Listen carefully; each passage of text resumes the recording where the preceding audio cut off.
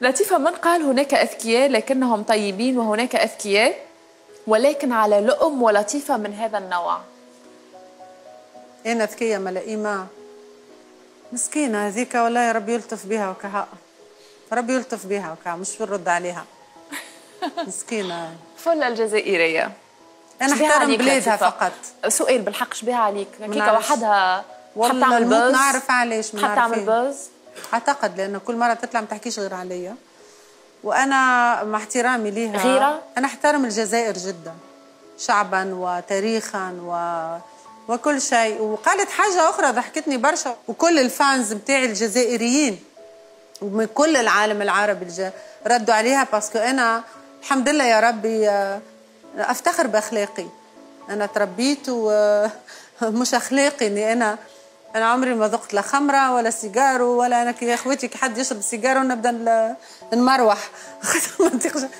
لكن هي قالت لي لطيفة خميرة، قالت أو حاجة هكا تشرب برشا، بالي طلب أنا واحد تنجم تعمله لي عايشة، احلف.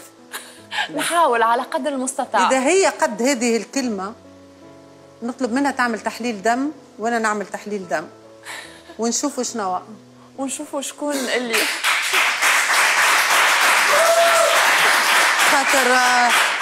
خاطر يلزمها تحترم الناس، تحترم العائلات اللي تشوف في التلفز، وتحترم جمهور لطيفة، وتحترم يعني سببها، مع انها هي يعني لقات تونس بلاد حاويها ومحتضنها يعني، واستقبلتها تونس برشا مرات وغنيت عديد المرات. أنا قلت لك انا احترم فيها انها جزائريه، لكن لا اعرفها شخصيا، حتى ما نحبش نتكلم، باسكو والله اقسم بالله ما شفتها في حياتي غير مرتين بالصدفه زاده، بس لا اعرفها شخصيا جمله. هكاكا ظهر فهمت علاش تحكي عليا هكاكا، لكن تحليل دم انا مصره. والله ما عندي مانع اقسم بالله، قسما انا نبعثه لها باغ ايميل كان تحب. شنو رايك؟